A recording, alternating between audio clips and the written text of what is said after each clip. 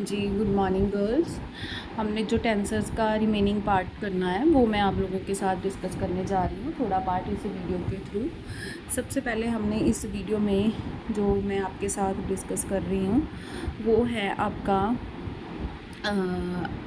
Addition and subtraction of tensors. Addition and subtraction of tensors जो है वो बिल्कुल उसी तरीके से है जिस तरह से कि हम आपका दो मैट्रिसेस को या दो वेक्टर्स को हम ऐड या सब्ट्रैक्ट करते हैं। So let's start. सबसे पहले एक नोट दिया हुआ है, if two tensors have the same number of covariant contravariant indices and same number of covariant indices then they are said to be of same rank and same type. हमारे पास अगर कोई भी दो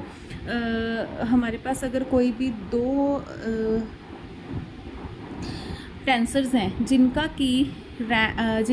जिनका की कॉन्ट्रावेरिएंट इंडाइसिस और कोवेरिएंट इंडाइसिस सेम है, तो हम कहेंगे वो जो टेंसर्स हैं उनका रैंक जो है वो सेम है। जैसे कि हम कह देते थे कि अगर number of rows and number of columns same हो, two tensors of same type are added और सब्ट्रैक्टेड। दो टेंसर्स जो सेम टाइप के हैं उनको ऐड या सब्ट्रैक्ट किया जा सकता है। मैं सिंपल लैंग्वेज में आपको बता रही हूँ कि ऐड या सब्ट्रैक्ट किस तरह से किया जा सकता है। कोवेरिएंट इंडाइसिस को कोवेरिएंट इंडाइसिस में ऐड करेंगे और कॉन्ट्रावेरिएंट इंडाइसिस को कॉन्ट्रावेरिएंट इंडाइसिस में ऐड करेंगे। तो इसके लिए हम थ्योरम देखते हैं, theorem number 9। The sum and difference of two tensors of the same kind result in a third tensor of the same kind। अगर दो टेंसर्स जो कि सेम काइंड के हैं, जैसे कि मैंने आपको बताया, अगर कोई दो टेंसर सेम काइंड के हैं तब उन्हें ऐड या सब्ट्रैक्ट किया जा सकता है। कह रहा है जब हम उसे ऐड या सब्ट्रैक्ट करते हैं तो जो जवाब आएगा, जो आपका आंसर आएगा, that is also a tensor of the same kind. So let's start its proof. Let A J1 J2 JS I1 I2 IR B J1 J2 JS I1 I2 IR be the component of two tensors of the same kind RS in the coordinate system XI. Now if A bar with the same indices and B bar with the same indices be corresponding components of the same tensors in coordinate system X bar I, then we have this relationship equation given by equation number first in A bar and A, and the relationship in equation number 2 in B bar and B। ये हमने लिखा है by definition of mixed tensors। अब जब मैं first और second को add करूँगी तो ऑब्वियसली लेफ्ट हैंड साइड में ऐड होगी और राइट हैंड साइड में ऐड होगी। जब मैं लेफ्ट हैंड साइड में ऐड करूँगी तो ए बार और बी बार वाली दोनों टर्म्स ऐड हो जाएंगी। जब राइट हैंड साइड को ऐड करूँगी तो जो टर्म्स प्रोडक्ट में हैं पार्शियल डेरिवेटिव वाली, वो दोनों इक्वेशंस में सेम है तो वो कॉमन हो जाएंगी और अंदर ए वाली और बी वाली टर्म्स जो हैं वो ऐड हो जाएंगी। बेटा ये जो फर्स्ट इक्वेशन है इसमें यहाँ पे ए बार लिखा हुआ है, ये गलत है, इसके ऊपर बार नहीं है, इट इज़ ओनली ए। ठीक है, अब जब हमने ऐड कर दिया है तो from the definition of tensors we conclude that this is a tensor of the kind R comma S, क्योंकि हमने दो सेम काइंड के टेंसर्स को ऐड किया है। और अगर मैं बार वाले की बात, अगर मैं सब्ट्रैक्शन की बात करूँ then this is again a tensor of the same kind. अब आप देखो इसका मतलब इस साइड पे जो टेंसर है वो आर एस काइंड का है, ये तो मल्टीप्लिकेशन में टर्म है तो लेफ़्ट साइड भी आर एस काइंड की होगी। यही तो हमने प्रूफ करना था कि सेम काइंड का ही ट्रांसफॉर्मेशन लगाने के बाद भी आपके पास सेम ही आएगा। Now let's move to next theorem. अब हमारी जो नेक्स्ट थ्योरम है, अब एक कॉरोलरी है वो आपने खुद करनी है। नेक्स्ट जो हमारे पास है that is multiplication of tensors. दो टेंसर्स की मल्टीप्लिकेशन किस तरह से की जा सकती है, जिस तरह से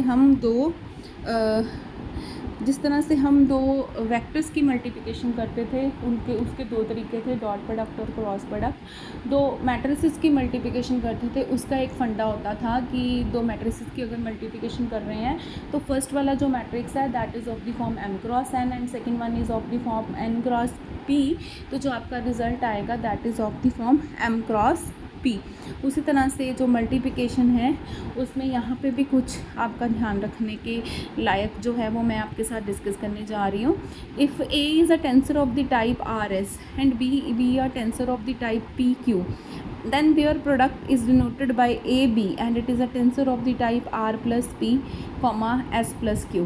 That is, the product of two tensors is a tensor whose rank is the sum of ranks of these two tensors. The product AB is called open product or outer product of tensors A and B. Now let's discuss theorem number 10. The outer product or open product of two tensors of the type R comma S and P comma Q is a tensor of the type R plus P comma P plus S plus Q. सबसे पहले ये मैंने R comma S form का ले लिया tensor अपने पास, और ये मैंने ले लिया B P comma Q form का टेंसर। अब इसके कॉरस्पॉन्डिंग जो ट्रांसफॉर्मेशंस है वो मैंने लिख ली इक्वेशन नंबर 1 और इक्वेशन नंबर 2 से। अब मैंने मल्टीप्लाई करना है, लेफ्ट हैंड साइड से मल्टीप्लाई होगी और राइट हैंड साइड से मल्टीप्लाई होगी। तो आपको जैसे कि ऊपर बताया है कि अगर मैं दो टेंसेस को मल्टीप्लाई करती हूँ तो वो इस इंडेक्स के बन जाते हैं। तो राइट हैंड साइड क्योंकि इस इंडेक्स की बनेगी, बाकी टर्म मल्टीप्लाई में आ रही है, तो लेफ्ट हैंड साइड भी इसी इंडेक्स की होगी। तो इससे आपकी थ्योरम जो है वो प्रूफ हो जाती है। बच्चे इसकी दोनों क्रॉलरीज, जो तीनों क्रॉलरीज हैं वो आपने खुद चेक करनी है। Example number 20, example number 21, these are homework. बहुत आसान है, आप खुद ट्राई करोगे इनको। अगर कोई डाउट होगा then you people can ask me. Now let's discuss about contraction of a tensor. What is contraction of a tensor? If in a mixed tensor one contravariant suffix is equated to one covariant suffix and the sum is performed over that repeated suffix, then a new tensor of lower order is obtained. This process of reducing order is called contraction. बेटा मैं इसको एक example के साथ समझा रही हूँ। सबसे पहले ये आपकी एक ट्रांसफॉर्मेशन दी हुई है। मैंने P को J पुट कर दिया, एक कॉन्ट्रावेरिएंट और कोवेरिएंट इंडाइस को सेम कर दिया।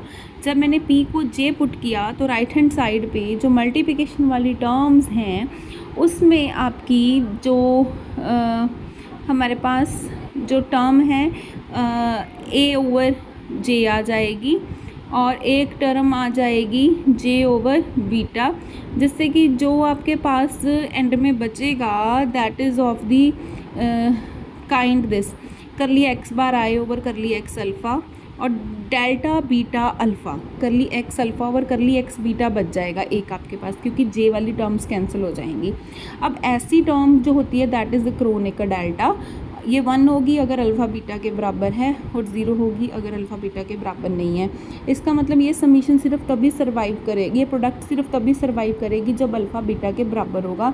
इसका मतलब यहाँ पे मैंने एक इंडेक्स कम कर दिया है क्योंकि कॉन्ट्रावेरिएंट और कोवेरिएंट को सेम कर दिया, तो राइट हैंड साइड भी तभी सर्वाइव करेगी जब एक इंडेक्स दूसरे इंडेक्स के बराबर हो जाएगा।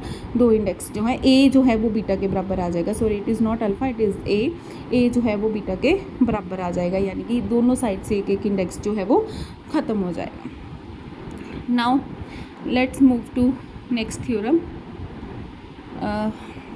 If in a mixed tensor of type RS of a contravariant suffix is equated to a covariant suffix and the sum is performed over the repeated, then the resultant set of n raised to the power r plus s minus 2 sum is a tensor of the type r minus 1 s minus 1।